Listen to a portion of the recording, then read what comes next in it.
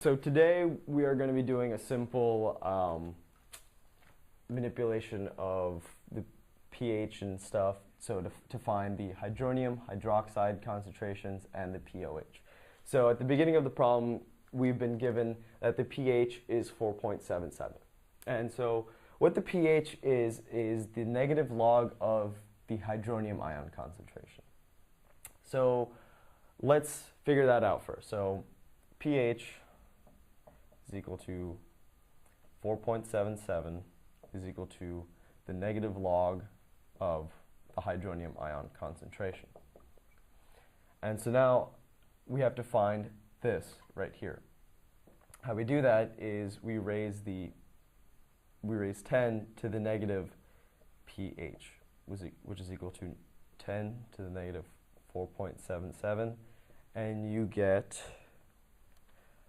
approximately 1.7 times 10 to the negative fifth molar hydronium. So now that we have that, we can calculate the concentration of the hydroxide ion. And you've been given in the book, and I'm pretty sure you've learned this in lecture, that the concentration of the hydronium ion times the hydroxide ion gives you 1 times 10 to the negative 14th, which is the kW. So now, this is a little simple algebra.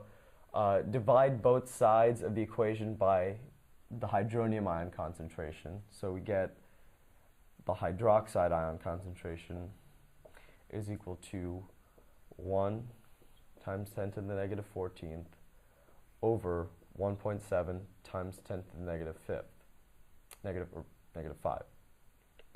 And we end up with a value of 5.88 times 10 to the negative 10 molar hydroxide. And so now, to find the pOH, we can take two routes. We can either use this equation, which is similar to finding pH, except instead of using the negative log of the hydronium ion concentration, we use the negative log of the hydroxide ion concentration. So let's solve it that way first. In any case, you should get the same answer, but you can do pOH is equal to negative log of the hydroxide ion concentration, which is 5.88 times 10 to the negative 10, which is equal to 9.23, or a much simpler method is pH plus pOH is equal to 14. And since at the beginning of the problem you've been given pH, you can just simply plug and chug, do a little bit of arithmetic. pOH is also equal to 14 minus pH, which is 14 minus 4.77, and you should get 9.23. And so, yeah, it's pretty straightforward, so hope you've learned something from this, and see you next time.